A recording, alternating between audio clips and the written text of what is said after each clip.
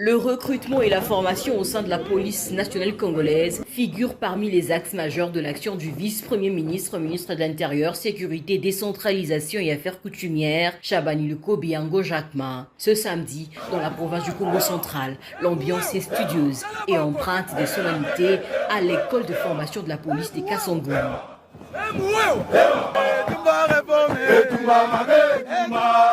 C'est ici que le vice-premier ministre a choisi de venir encourager la relève policière en rencontrant 720 nouveaux apprenants engagés dans un processus de formation exigeant. Sur place, le patron de la sécurité intérieure a animé une causerie morale, un moment d'échange direct avec ses futurs policiers axés sur la discipline, la rigueur et le sens du devoir, valeurs fondamentales pour bâtir une police républicaine au service de la population. Mboteli Soussou.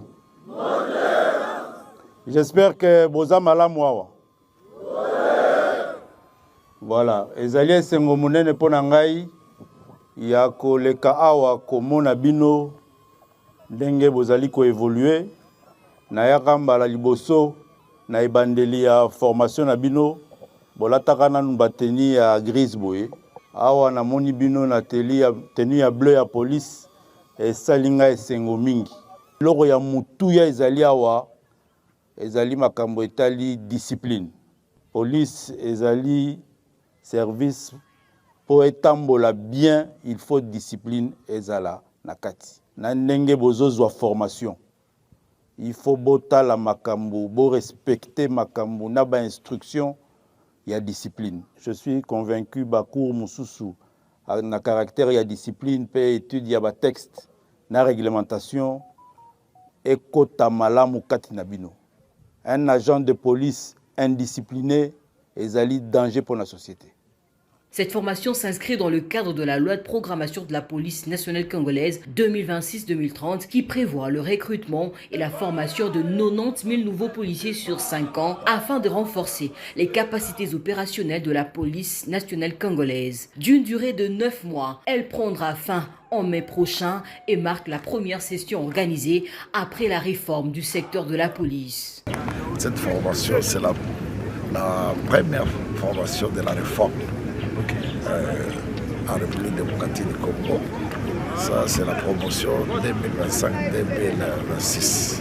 Donc, nous, ici, nous matérialisons la vision du chef de l'État, Antoine Félix Tshilombo, qui veut que cette police soit réformée, moderne, suivant les normes internationales. Moment fort de cette visite, les apprenants ont exécuté un défilé et entonné des chants patriotiques à la gloire de la République et de la patrie, illustrant leur engagement et leur attachement aux valeurs républicaines. À l'issue de la formation, ces futurs policiers seront déployés dans différents services afin de mettre en pratique les connaissances acquises avant la cérémonie officielle de prise d'armes, étape solennelle qui consacrera leur entrée effective dans la carrière policière. En s'adressant à eux, le vice-premier ministre Chabani les a exhortés à faire preuve de discipline, de responsabilité, de professionnalisme, aussi bien durant la formation que dans l'exercice futur de leurs fonctions, rappelant que la police reste avant tout un service public au cœur de la protection des citoyens et de leurs biens.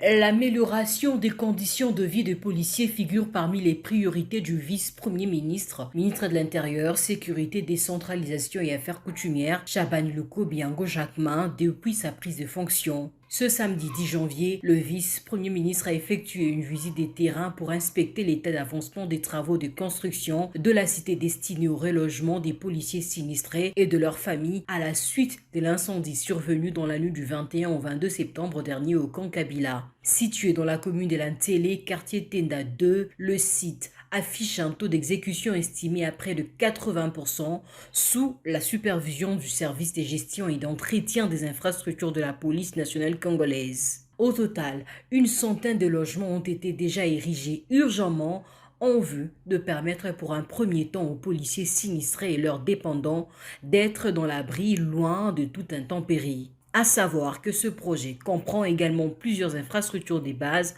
notamment des panneaux solaires, un forage d'eau, un centre de santé, une école et un marché afin d'offrir aux bénéficiaires un cadre de vie décent.